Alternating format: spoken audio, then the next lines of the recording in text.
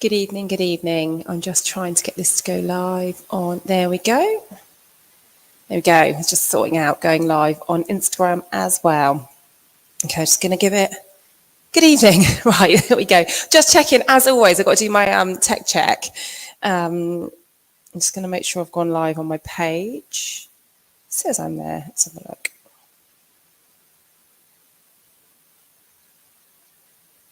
Yep, just going to check. There we go. Awesome. Right, now I know I'm live and my mic is working. And we'll just give it a few minutes because I said I'd start this talk at 7 o'clock. So we'll give it just a minute or so for if anybody wants to jump on live, just to make sure nobody's jumping on this evening. If you are there, I don't know where my comments have gone, actually. What have I done?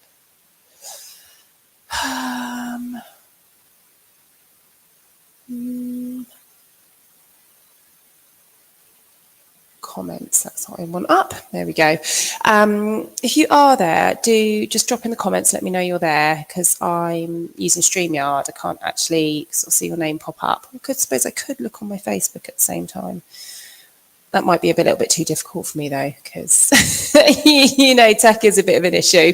I'm a little bit husky this evening. I've had a bit of a cold this week, and my throat has taken a bit of a battering this week. I'm so sorry if I'm a bit husky, if I'm a little bit harder to understand than normal. My apologies.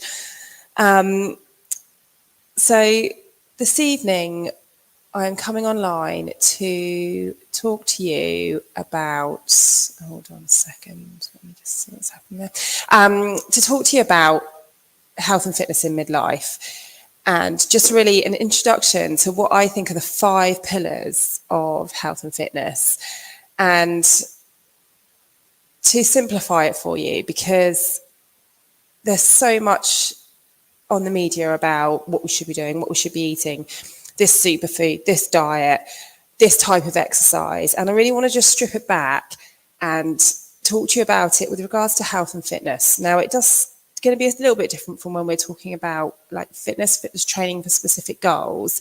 But this is just talking about for general health and fitness, for feeling better in midlife. And just, really stripping it down just to 5 key points for you. Little introduction to those 5 key points. And I think over the next 5 weeks, I'm going to go through those points in more detail for you. Some of them, probably most of them, I've covered in my talks before, but I think grouping them together like this and making it nice and simple, hopefully will give you a really strong framework to just get in your mind that's manageable and achievable, because I'm just going to have to wipe my nose. Sorry, it's running. To make it achievable for you to get your head around, and then to investigate further. But if you start simple and you make your changes achievable, you are so much more likely to stick to them than if you go all out and pick some crazy program that's changing your lifestyle completely and completely out of your comfort zone. Because when you do something like that and you're looking for long-term change, when it's really hard to stay on plan. So this is me stripping it back for you. So first pillar, activity. Why have I chosen the word activity and not exercise? Because I think lots of people get scared off by the word exercise. Some people are driven to exercise and they like it, like myself. Some people aren't. So I think if we label it activity, it's going to make it more achievable for you. So see, a few of you have kind of tuned in. What activities do you do? Physical activity do you do at the moment? This could be walking. It could be, going out and walking for your dog. It could be cycling. There's lots of different ways to get moving. You might do a sport. You might jump on a trampoline. You might get on a bike in your house. What do? There's loads of ways to get active. What I mean by getting active is big movements that move major muscle groups, getting your heart rate up. Do we do that every day? When we talk about activity, we want to get moving every day. It's not a once a week, a twice a week, 3 times a week thing. Like physical activity, we are human beings and we are meant to move. We're meant to move daily. We're meant to get our heart rate up. We're meant to use our muscles. but it doesn't necessarily mean a big long hour session at the gym. I mean, that's great. I love it. Don't get me wrong. But when we're talking about daily activity, there's so many ways that you can get active. Just park further away from the school and walk your kids into school. I know we're all so busy, aren't we? And fitting stuff in is a real challenge. So finding ways to get active that you can fit into your day is definitely key. So let me know what you do activity-wise. Do you pop in the comments? I'm just checking to see if anything comes up on my Facebook or my phone to make sure my comments are working. But yeah, how do you get active? Put it in the comments. And if you don't, maybe put in the comments, even if you're on catch-up, what could you do on a daily basis to get a little bit more active? Could you park further? If you've got kids, do you do the school run? Could you utilise that time to either walk or jog? Could you get out in the garden this week? Not today, because it's really horrible. I don't know what the weather's like. Has anyone looked at the weather forecast this week? You could get out in the garden. You could do some gardening. You could get up in your loft and you could get all those boxes down that you've been meaning to get out and clear out for the last 5 years. There's lots of ways that you can get moving and actually use that time constructively as well. It doesn't have to be a structured fitness class. And although I would love it to be, and I'd love you to come and see me, there are lots of other ways to get active. So that's pillar one, activity. Get active every day. Get your heart rate up. Get a bit of a sweat on doing something every day. Aim for 10 minutes. If you're not active at all at the moment, aim for 10 minutes. If you're already doing 10 minutes, aim for 20. We can do, there's a guideline, isn't there? Is it 20 minutes? I can't remember. Is it 20 minutes activity every day? It might be more than that now. But if you aim to do half an hour, getting your heart rate up, using big muscles, walking, big movements daily, that's going to help you. That's going to set you up for a bit healthier heart. It's going to start building stronger muscles, building your bone density. Just start little. So my next pillar is food, nutrition. I haven't put the word diet. Talking about looking at your food and how can your food serve you better. So when it comes to Midlife, just let me stop that. Hold on. Something's battery lowing down here. Let me turn it off and plug it in because I need to use that in a minute. Oh, I can't plug it in because it's behind the desk. Oh, okay. So where was I? So food. So we are talking about eating healthily. So I'm not even going to talk about reducing calories. I'm not going to talk about eating for weight loss here. I'm talking about health and fitness and making yourself feel better. Eating real food, whole foods. When you're in midlife, it's quite important to have a good quality, slightly higher amount of protein than maybe you've eaten in the past, but you do still need your carbohydrates. You do still need to eat fat, and you do still need, they're your 3 macronutrients, and then you need to have a good intake of vitamins and minerals. So that rainbow plate that you hear them talk about is key, really. Eating lots of different colour fruit and vegetables to get your vitamins and minerals in is really important. So when it comes to eating in midlife, we want you to, it's important that you eat whole foods, good, nutritious food. It doesn't mean that you can't have chocolate and biscuits and cake and whatever your treat is, whether that be crisps. But the majority of your diet needs to be nutritious food that's going to serve your body, not your taste buds. Because our body needs fueling. It needs fueling well. It needs to grow. It needs to develop. It needs to build an immune system to keep us healthy. And it helps to especially if you're perimenopause and you're coming into that menopause phase. And I will talk about this with regards to menopause another time. But just, as a kind of a blanket talk, we need to be fueling our body, whether we're perimenopause or whether we're not at that stage yet.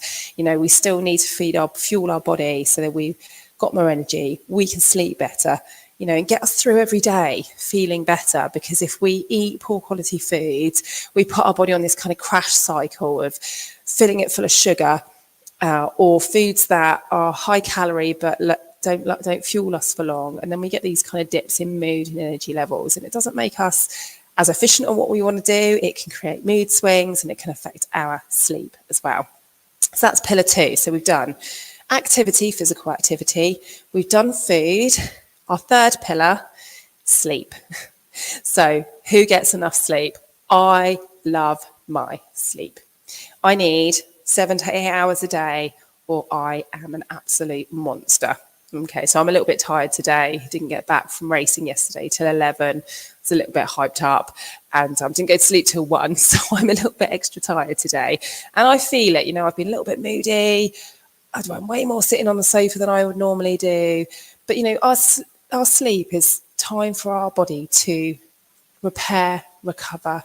If you're ill, it's how we kind of get over those illnesses. So having enough sleep is key. So if you're listening, do you sleep? How many hours of sleep? How many hours of sleep do you get at night? Do you get good quality sleep?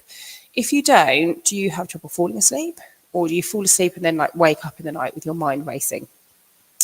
So, both of those are really common, especially as you come in sort of midlife. Your sleep can you can struggle with your sleep more maybe than you have done in the past. So again, it comes down to all of these pillars of fitness. If we can implement all of these, it's going to help us with a better sleep pattern. But when it comes to sleep, it's important that we try and go to sleep at the same time and wake up at the same time every day. And I know that we all love that weekend lay-in, but sometimes if you're a bad sleeper, that can be quite detrimental to your sleep pattern. But yeah, sleep is definitely key. And especially if you're training and you're training quite hard, sleep is really important. It's also the time when, if you're learning a new movement, when you go to sleep, that's when you build that, your brain starts to kind of work that out, and it builds those connections and those pathways so that you remember what you're doing, and it makes you more efficient at it. It's also the time when your body gets to heal, repair, and grow. So if you're doing a lot of strength training, you need to rest, you need to sleep to get those gains from your workout. So that's pillar 3. We're on 3. Pillar 4, hydration. Now, we talk about this all the time, don't we? You hear about it, but you must stay hydrated. Now, if you know me, this is my major downfall. I'm not a thirsty person. I can do a full hour workout without needing a drink, even in the summer, unless it's really, really hot. And I know when I'm really struggling with energy, normally it's because I haven't had enough to drink, and it's really hard for me. So I have to have one of these bottles that kind of, that you have, and it tells you when to drink. Otherwise I don't do it. And if somebody takes that bottle, because I've got kids and they take my walk all the time, and they take it, I can then realize that I've not drunk anything all day, and it's really bad. And I know that I need to stay hydrated. So 2 litres a day is kind of your average. But if you're physically active or it's a hot day, you need to adjust that, and you might need to drink more. You can include herbal teas and things, but your normal caffeinated drinks don't. They're additional to the drink. And the best thing you can drink is water for hydration. So yeah, hydration. So that's number 4. And number 5 is, I kind of bracketed it as mindfulness. I wasn't really quite sure what to call it, but mindfulness. And what I mean by mindfulness is not necessarily sitting and meditating, because I know that absolutely isn't for everybody, but it's just about switching off from the outside world and taking time for you, whether that be reading a book, going out for a walk, just sitting quietly, or quite often I like to get a little notepad out, and I like to just kind of download my brain into this notepad, because my brain is full of stuff all of the time, and it's cluttered, isn't it? And it's really, really busy. So I really like to just get a notepad. And half the time I never ever look back on it, but I just write all those things that are going around in my mind, just to kind of unpack. But whatever you do to kind of clear your mind and just take a little bit of time for yourself without busying your mind, that's so important. And it's something that we definitely don't do enough of at the moment, or these days, should I say, because we've got these, haven't we? And what we do is, every single moment that we've got spare, scrolling, taking stuff in that everybody else is doing, that perfect life on Instagram. And, and I know that I'm on here right now, and, it's definitely got its place. But I remember when I was little, I'd go round my friend's house, walk around there, Hadn't phoned, you had your landline, didn't always use it, walk round, and you wouldn't have any technology. And that in itself is mindfulness. It's just doing, it's just being present, it's being in the moment, doing your thing. And you'd have to wait on the street corner, wouldn't you, for your friend to turn up? That's where you'd arrange to meet them. And you wouldn't be standing on your phone, but you see now littered, school run time of the day, kids stood because they haven't got anything to do, because they haven't got a friend to talk to, or even if they have got a friend to talk to, on their phone. And we're all guilty of it, even as adults. So yeah, my fifth one is mindfulness, just taking time each day for yourself. So they're my key pillars, the things that you can work on, hopefully manageable things. Physical activity, getting moving every day. Simple movement, going out for a walk. Food, trying to start looking at your food and reducing the amount of manufactured processed foods that you've got in your diet, and trying to move more towards simple, whole foods that you find in nature. Good quality sleep. Make sure you're drinking enough, and take mindfulness. Take 5-10 minutes a day to just be quiet and just be present in the moment and just enjoy being in that moment. And there was one where I did my 5 pillars and then I was writing them down earlier, and I've had a really bad cough this week. And just one additional thing, especially, this is very specific to women, and one that's become very prevalent with my cough this week is pelvic floor. I think every woman needs to do their pelvic floor. I don't think, I know this is a fact. It's documented that we need to be doing pelvic floor exercises to keep good pelvic floor health. As you come into perimenopause, estrogen has an effect on that muscle control, or your pelvic floor control. And as that estrogen level reduces, the pelvic floor can weaken. So implementing your pelvic floor. So I am going to do a pelvic floor workshop. So keep an eye out for that. It's written down here. So it means I'm going to do it because it's my notepad. So pelvic floor workshop, keep an eye out for that. It's going to be in the next couple of weeks. I've just got to kind of find out where I can fit that in for you. So if you would like to jump onto that, do keep an eye on my page. Make sure that you like my page and keep an eye out for my additional talks that I'm going to be doing. Anyway, I have rolled over and I have promised that I will do a stretch and balance workout now. So I'm going to log off. What I'm going to do is I'm going to log off and then going to log back in and start again for that, just so if people want to do them on catch up, they're separated. So hopefully you found that chat interesting. Do let me know. If you've got it on catch up, let me know too. And I look forward to our talk next week. And that is going to be talking about physical activity in more detail. We'll go into more of physical activity and exercise. So yeah, that's going to be next week's chat. Anyway, I'm going to quickly dash off now because I'm running late for my workout. So I will see you soon.